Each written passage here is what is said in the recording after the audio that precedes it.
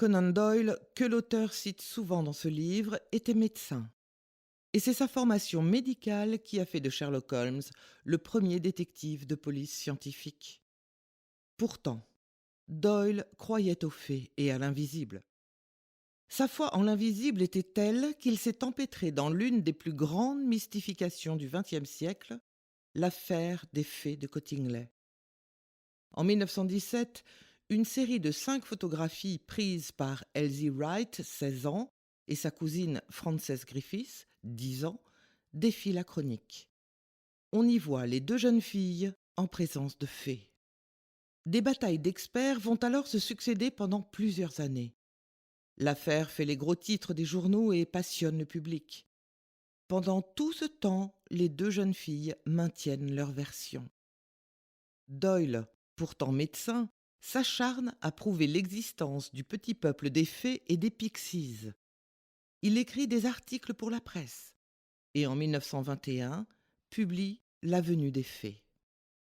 Aucune preuve tangible ne permettra jamais de trancher la question de son vivant.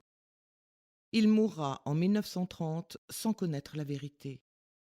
Il faudra attendre 1983 pour qu'Elsie Wright avoue à 80 ans passés que les faits des 4 photos étaient un montage à partir d'illustrations couleurs découpées dans un simple livre d'enfant.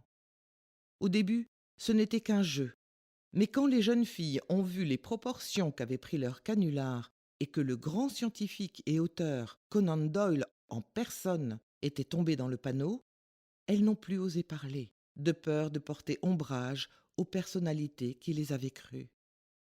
Frances a toutefois toujours affirmé que la 5e et dernière photo était authentique.